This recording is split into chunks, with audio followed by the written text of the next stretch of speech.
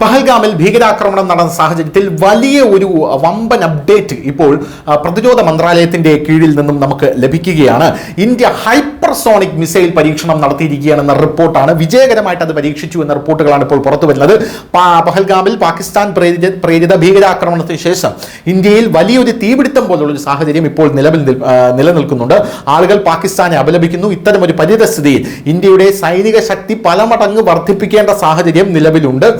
അങ്ങനെ ഒരു നേട്ടം ഇപ്പോൾ പ്രതിരോധ ഗവേഷണ വികസന സംഘടന കൈവരിച്ചിരിക്കുകയാണ്. അതിവേഗ മിസൈലുകൾ വികസിപ്പിക്കാൻ സഹായിക്കുന്ന ഒരു എഞ്ചിൻ പരീക്ഷിച്ചതിന്റെ വിജയമാണ് ഈ നേട്ടം എന്നുള്ളതാണ്. 1000 സെക്കൻഡിലധികം ദൈർഘ്യമുള്ള ഒരു പ്രത്യേകതരം എഞ്ചിൻ സ്ക്രാംജെറ്റ് എഞ്ചിൻ ഇന്ത്യ വിജയകരമായി പരീക്ഷിച്ചു എന്ന റിപ്പോർട്ടുകളാണ് ഇപ്പോൾ പുറത്തു വരുന്നത്. പോരാത്തതിന് ആധുനിക ആയുധ സാങ്കേതിക വിദ്യയിൽ ഇന്ത്യയുടെ പുരോഗതിയാണ് ഈ വിജയം പ്രകടമാക്കുന്നത് എന്നുള്ളതാണ്.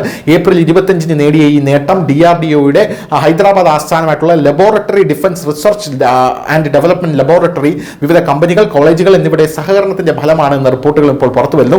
ഹൈദരാബാദിൽ പുതുതായി നിർമ്മിച്ച അത്യാധുനിക സ്ക്രാംജെറ്റ് കണക്ട് ടെസ്റ്റ് ഫെസിലിറ്റിയിൽ 1000 സെക്കൻഡിലധികം നേരം ആക്റ്റീവ് കൂളിംഗ് ഉള്ള സ്ക്രാംജെറ്റ് സബ്സ്കെയിൽ കമ്പസ്റ്റിന്റെ ഗ്രൗണ്ട് ടെസ്റ്റിംഗ് ആണ് വിജയകരമായിട്ട് നടത്തിയതെന്ന റിപ്പോർട്ടുകൾ ഇപ്പോൾ പുറത്തു വരുന്നു.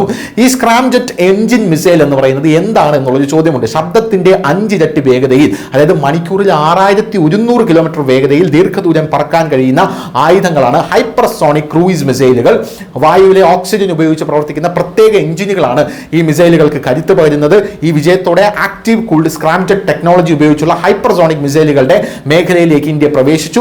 ഇത് തദ്ദേശീയമായി നിർമ്മിച്ച ഇന്ധനത്തിൽ പ്രവർത്തിക്കുന്ന മിസൈലാണ്. അമേരിക്ക, ചൈന, റഷ്യ തുടങ്ങിയ ലോകത്തിലെ ചുരുക്കം ചില രാജ്യങ്ങൾക്ക് മാത്രമേ ഈ ഹൈപ്പർസോണിക് മിസൈൽ സാങ്കേതിക വിദ്യയുള്ളൂ. ഈ രാജ്യങ്ങളുടെ പട്ടികയിൽ ഇന്ത്യയുടെ പേരും ഇപ്പോൾ ഉൾപ്പെടുത്തിയിട്ടുണ്ട് എന്നത് നമുക്ക് അഭിമാനകരമായിട്ടുള്ള ഒരു നേട്ടമാണ്. പ്രധാനമായും ഈ ഒരു സാഹചര്യത്തിൽ തന്നെ ഈ മിസൈൽ പരീക്ഷണം എന്ന് പറയുന്നത് വളരെ വലിയൊരു കാര്യമാണ് എന്നുള്ള കാര്യത്തിൽ യാതൊരുവിധ സംശയവുമില്ല.